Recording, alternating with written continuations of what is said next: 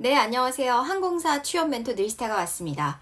제가 아시아나도 학생들을 보내고 이런저런 요즘 채용들이 많다 보니까 목이 조금 안 좋았어요. 그래가지고 촬영도 못 해드리고 간간히 있는 수업들에 집중을 하느라 유튜브를 못 올렸는데 선생님, 대한항공은 진짜 도움 주셔야죠. 이런 댓글들이랑 DM들을 받고 제가 가만히 있을 수가 없겠더라고요. 그래서 오늘은 또 컨디션이 조금 좋아진 관계로 촬영을 해보도록 하겠습니다.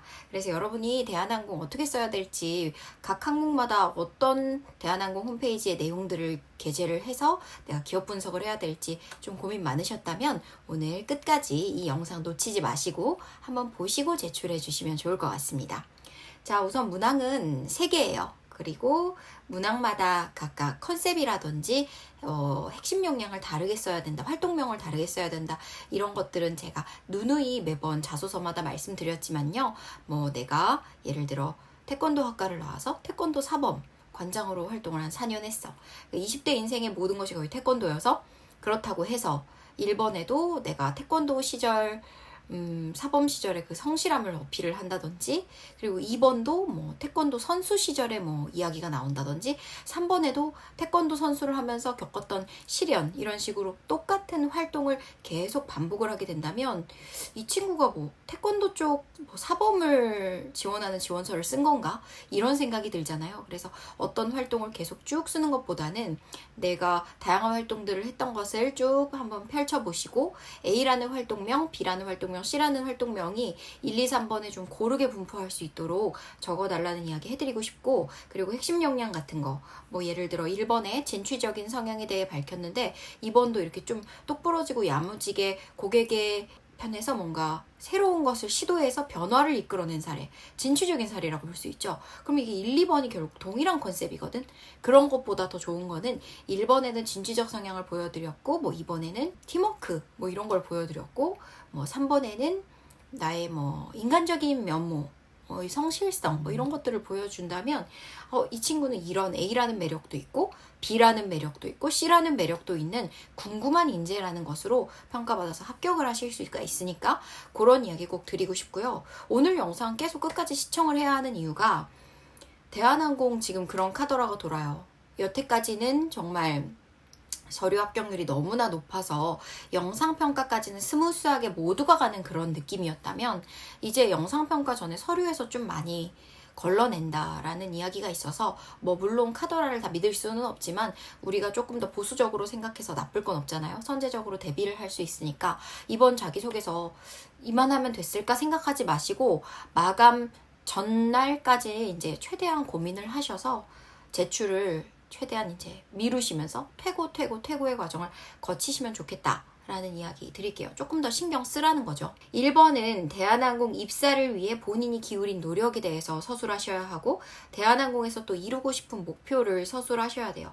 이걸 600자 안에 담는 것이기 때문에 지난번에 제가 설명드릴 때 본인이 기울인 노력을 한 300자 반 분량으로, 그리고 입사 후 목표에 대해서 300자 반 분량 이렇게 갖고 가라고 했었는데 각각 예를 들어 첫 번째는 내가 기울인 노력 300자가 진취적 성향인데 입사 후 목표는 또 팀플레이어 관련 내용이라고 한다면 이게 두 개가 약간 조금 개연성이 떨어지는 부분도 있고, 각각에 맞는 내가 이런 사람입니다 하면서 그 뒷받침 근거 스토리텔링을 하면서 글자 수가 너무 많이 소요되는데 그거에 비해 300자씩으로 잡으면 너무 짧다라는 의견들이 있었어요. 종합무술 몇 단의 자격을 취득했다, 어학 실력이 무슨 자격을 취득했다, 몇 년간 어디서 무슨 활동을 하면서 어떤 인증을 받았다, 이런 자격사항이 아닌 이상 스토리텔링식으로 쓰려면 아마 두 가지 컨셉의 핵심 역량을 가지고 쭉 1번을 작성을 한다면 힘들 수 있어요. 그러니까 제 생각에는 이번에 내가 좀 스토리텔링이 들어간다, 그 예시에 대해서, 그렇다면 기울인 노력에 충분히 적어주시고, 그때 내가 1번을 진취적 성향으로 적었다면 그 입사 후 목표도 개연성 있게 내가 진취적으로 회사에서 무엇을 해줄지 그 목표를 동일하게 적어주시면 좋겠다라는 이야기까지 전달해 드리겠습니다. 네, 그리고 1번에서 많이 틀리는 부분에 대해서도 한번 설명드리고 싶은데, 대한항공 입사를 위한 노력이라는 거는 결국 대한항공 입사하면 뭐가 되죠? 칼맨이 되죠. 삼성맨, 뭐 롯데맨, LG맨 이런 거 있는 것처럼 대한항공은 칼기이기 때문에 칼맨이 됩니다. 그러면 이 칼맨이 무엇을 갖추고 있는지를 내가 좀 말을 해야 돼요. 그래서 우리 칼맨쉽이라는 인재상 5가지를 놓치지 않아야 한다고 말씀드리고 싶습니다.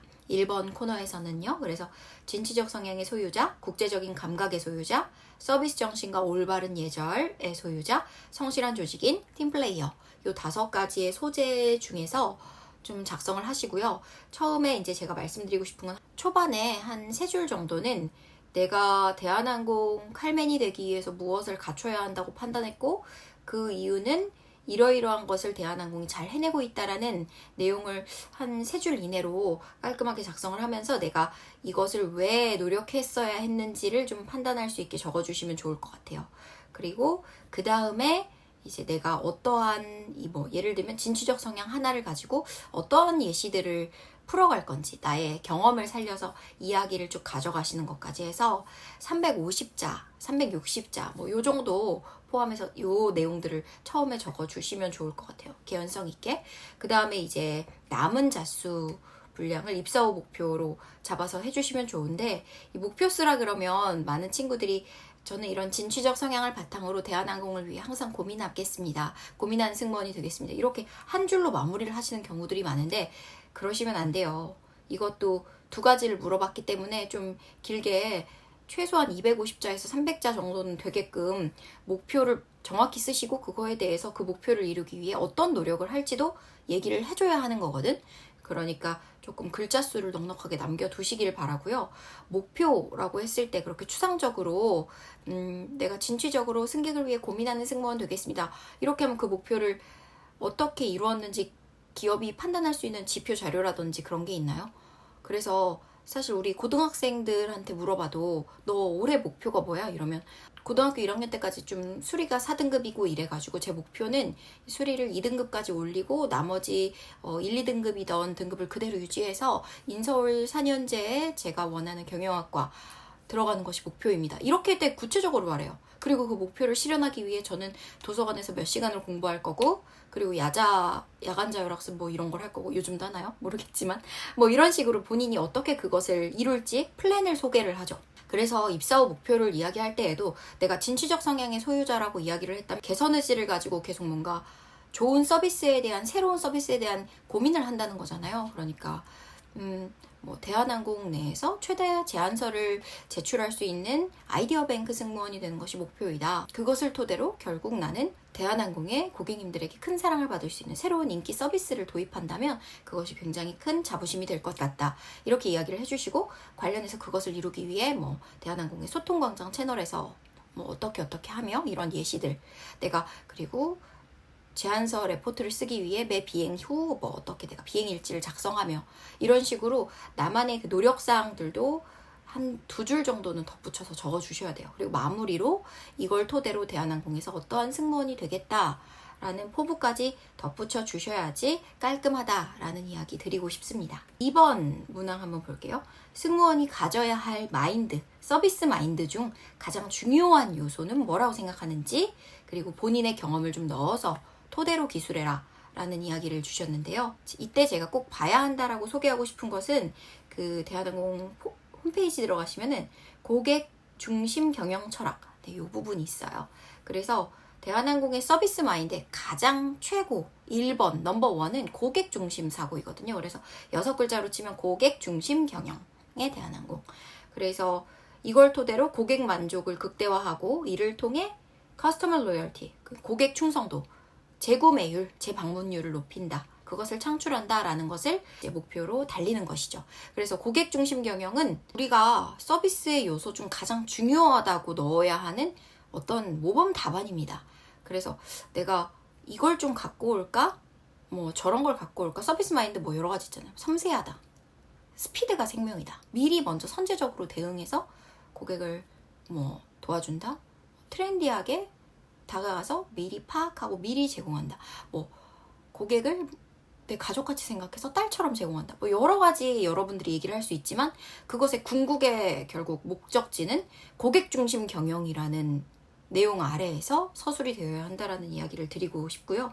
그래서 이 고객 중심 경영을 적어놓은 거 홈페이지 보면 다음 3가지 요소를 통해 만족시킨다라고 되어 있어서 첫 번째는 고객에 대한 종합적이고 체계적인 접근이거든요. 그러니까 여러분들이 여기서 볼 수 있는 거는 뭐 대한항공이 소비자 중심 경영 체계를 구축하기 위해 전담 조직을 정비하고 이를 실천하고자 서비스 개선위원회를 정례적으로 운영 중, 때로는 다양하고 세분화된 소비자 의견을 반영해 고객 중심의 서비스 개선을 이루기 위해 Net Promoter Score, NPS라는 순추천 고객 지수를 도입했다. 고객의 의견을 한마디로 데이터베이스화하고, 그리고 서비스 개선위원회를 도입해서 체계적으로 고객 중심 서비스 시스템을 구축한 전문성에 대해서 기업 분석을 해볼 수가 있습니다. 대한항공이 어떻게 이렇게 접근했느냐 바라본다면요. 두 번째 요소가 철저한 현장 경영을 통한 고객 가치를 극대화한다고 이야기를 했었는데, 그렇다면 이 부분은 대한항공의 자랑 VOC를 빼놓을 수가 없거든요. VOC가 Voice of Customer라고 해가지고 제가 근무할 때에도 선대 회장님 때부터도 있었던 부분이에요. 그래서 이 VOC를 경청한 결과로 이루어진 게 여행 서류가 디지털화로 전면 바뀌었던 거, 그리고 챗봇 서비스 대안이 확대 시행하는 거, 기내 서비스 커피 별로예요 해서 전부 다 스타벅스로 바꿨잖아요. 원두를. 뭐 이런 내용들. 그래서 조금 고객의 소리에 적극적으로 기민하게 반응을 해서 다양한 고객의 수요를 확인하고 반영을 해서 즉각 현장을 개선을 시킨다. 그래서 고객의 만족도를 높인다라는 이야기가 또 기업 분석 중에 하나로 여러분이 꼭 알고 있어야 하는 사례이고요. 마지막 3번째 요소는 고객의 니즈 변화에 대한 신속한 대응 부분인데요. 실제로 고객 트렌드를 미리 파악을 하고 있는 것들이 어떤 것이 있냐면, 국제선 프레스티지 승객 대상으로 기내식 사전 주문 서비스를 도입하는 거, 이런 내용. 그리고 부쩍 늘어난 비건 승객을 위해 작년 3월부터 한국식 비건 메뉴 제시하는 거. 페팸족을 위한 스카이 패치도 그렇고요. 굉장히 선제적으로 미리미리 고객 니즈 변화에 신속하게 대응을 하고 있죠. 그래서 이런 부분도 여러분이 알고 있어야 합니다. 그럼 다시 돌아와서 승무원이 가져야 할 서비스 마인드 중 가장 중요한 요소로 좀 적었으면 하는 추천 키워드 5가지를 설명드리면, 1번 고객 중심의 사고 방식, 그리고 2번 좀 임의적, 감각적, 즉흥적으로 판단하는 것이 아니라 기존 고객 데이터와 기존 서비스 방식을 종합적으로 파악한 분석적이고 체계적인 서비스 태도. 아까 대한항공 사례로 치면 VOC 사례를 연구한다든지 거기에 NPS를 도입하고 데이터베이스화 한다든지 이런 부분이겠죠. 그리고 3번은 급변하고 고도로 세분화된 소비자 트렌드 니즈를 파악해서 미리 공부하고 서비스의 개발을 이루는 태도. 예를 들면 한식의 비건화 식단 연구라든지 페팸족을 위한 스카이 패치. 그리고 4번째로는 단 한 곳도 소외되지 않게 섬세하게 살피는 능력인데, 대한항공 홈페이지 보시면은 도움이 필요한 승객 서비스에서 한가족 서비스, UM 서비스, 휠체어 서비스 이런 것들이 나오죠. 그런 내용들. 그래서 마이너한 소수의 고객님들의 불편까지도 해결하려고 이런 것들을 마련하는 부분들도 대한항공과 닮은 고객 중심 경영의 일환일 거고요. 마지막 5번째는 칼문십 3번 문항이 서비스라는 단어가 언급되는 부분이 있어요. 서비스 정신과 올바른 예절, 기본을 지키는 사람. 그래서 단정한 용모, 깔끔한 매너, 따뜻한 가슴으로 고객을 배려하는 예절 바른 사람. 이게 사실은 가장 서비스의 클래식이거든요. 기본. 그래서 어피어런스를 정말 중요하게 생각을 하세요. 그래서 이 손톱 하나, 매무새 하나, 고객님한테 드릴 때 머리도 풀지 않잖아요, 대한항공은. 그런 것들 보면은 정말 깔끔하게 옷을 다려입고 고객님 앞에 나서기 위해 이런 외모를 정돈을 한다든지, 그리고 나의 서비스 마인드를 계속 업그레이드 시킬 수 있는 교육들을 받는다든지 이런 것들도 결국에는 고객 중심에서 고객이 바라봤을 때 가장 신뢰도가 갈 수 있는 사람이 되자는 그런 취지이니까요. 이런 부분도 써볼 수 있다. 그래서 문장 구성을 추천을 드린다면, 처음에 한 200자 정도에는 승무원이 가져야 할 서비스 마인드를 도입 후에 바로 두갈식이 되도록 기술을 하시고, 그렇게 생각한 이유를 대한항공 사례를 넣어서 제시를 해주시면 좋겠어요. 그래서 대한항공 승무원들은 이러이러한 것들을 도입하고, 대한항공이 이런 기업이기 때문에 이게 정말 승무원의 서비스 마인드 중 가장 필요하다. 1번, 넘버 1으로 필요하다. 이런 부분에 대한 설득력 있는 기업 분석을 같이 넣어주시면 좋을 것 같고, 그리고 나머지 400자 정도는 이어서 관련해서 본인이 시행한 관련 서비스 경험을 사례를 들어서 제시를 해야 돼요. 예전처럼 자기가 받았던 서비스에 감동받아서 그런 이야기를 적어 보시는 분들도 계실 텐데, 그렇게 하면 다른 친구들은 이 부분은 분명히 나를 어필할 수 있는 부분으로 내 좋은 서비스를 PR할 수 있고, 저 이런 사람입니다, 저 이런 서비스 마인드 가지고 있어요 어필하는데, 받았던 서비스를 쓰면 되게 이 친구보다 어필하는 기회를 놓치겠죠. 그러니까 내가 꼭 시행한 서비스를 넣어주면 좋겠고, 이때 사례를 좀 구체적인 수치라든지 근거 자료를 들어서 뭐 매출이 어떻게 올랐고 어떠한 신메뉴가 대박을 쳤고 뭐 이런 내용들 있죠. 그런 거를 정확히 안내하면 좋겠어요. 그리고 마지막으로 그러한 뭐 서비스 마인드를 토대로 입사 후에도 어떠한 승무원이 되겠다라는 포부 한 문장 정도로 마무리하면 좋겠죠. 아마 3번 문항 제일 어렵다고 할 거예요. 제가 지난 한 주도 강의를 하면서 많은 우리 수강생들이 선생님 3번이 제일 어려워요 라고 했었어요. 3번 같은 경우는 본인이 마주했던 가장 큰 시련이 뭔지, 이를 어떻게 극복했는지, 그 과정을 통해 얻은 삶의 지혜까지, 가장 큰 시련이 뭐야? 시련 극복법, 그걸 통해 얻은 교훈, 이 세 개를 다 600자 내로 적어야 돼서 조금 어려운 부분이기도 하고요. 그리고 제일 어려운 게 가장 큰 시련이 뭐야? 이 부분이 약간 MZ들한테 기성세대가 오해하고 있는, 편견하고 있는 게 뭐냐면, 얘네들은 너무 곱게 자라가지고 엄마 그늘, 아버지 그늘에서 벗어나지 못해 아직 학생 같은 친구들이 20대 후반, 30대 초반이어도 많은 것 같아. 그래서 조금 어렵거나 힘들면 금방 회사를 때려쳐. 이런 생각을 갖고 계시거든요. 그거를 확인할 수 있는 포인트이기 때문에 이 시련을 한 학기 과목에서 F를 받았다 정도의 시련으로 쓴다면 이 정도가 시련이구나, 아직도 애송이구나, 이렇게 생각하실 수가 있어서 잘릴 것 같고, 그렇다고 또 답변을 했을 때 인간이 본능적으로 회피하는 일이 딱 한 가지가 있는데 뭐냐면 사랑하는 가족의 죽음 같은 거예요. 그래서 이런 것들은 회복하는 방법도 사실은 딱히 없고 시간이 약이기도 하고, 이야기를 들었을 때 질문한 내가 미안해져요. 그리고 왠지 인간이 본능적으로 피하게 되죠. 너무 다크한 내용이고 너무 슬픈 내용이기 때문에. 그래서 이 고통의 강도를 0에서 10으로 생각을 했을 때, 저 시험을 망쳤어요, 정말 힘들었어요, 뭐 이런 것들이 고통의 강도가 뭐 2, 3 정도이라고 생각하고, 그리고 부모님이 돌아가셨어요, 이거는 정말 10 이상이죠. 이 극과 극을 달리지 말고 한 6, 7 사이에서 고민할 수 있는 거, 6, 7, 8, 뭐 그 정도 사이에서 고민할 수 있는 거 생각해 보시면 좋겠다. 근데 이래도 여러분들이 잘 모르시더라고요. 그래서 자주 나오는 예시들을 생각해 보면, 아버지의 사업 부도로 내가 고등학교 내내 작은아버지 집에서 살았고, 입시 준비하면서도 좋은 성적으로 부모님한테 보답을 좀 드리려고 노력을 해서 원하는 대학에 합격증을 제시했던 일, 뭐 이런 것도 좋고, 학과에서 1명 뽑는 교환학생을 준비하려고 1년간 4개의 자격증을 취득하고 3차 면접에서 아깝게 1점 차이로 2등 돼서 떨어졌던 일, 이런 것도 괜찮죠. 그래서 진짜 생각했을 때 마음 쓰리고 힘들겠다라는 게 공감이 되는 시련을 적어라 라는 이야기고요. 이 시련 극복법에는 이제 보고 싶은 게, 이 지원자가 얼마나 인내심이 강하고 회복 속도가 빠르고 자기 반성에 있어서 오답노트 할 수 있는 사람, 한마디로.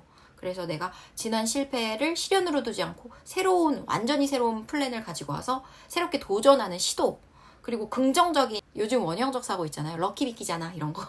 그래서 긍정적 사고력, 이런 것들을 두루 보려는 의도가 있으니까요.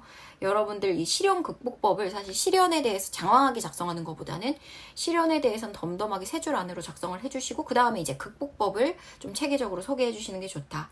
그리고 그래도 200자 정도는 남겨두시고 마지막에는 그걸 통해 얻은 인생의 교훈 좀 적어주시면 좋겠고요.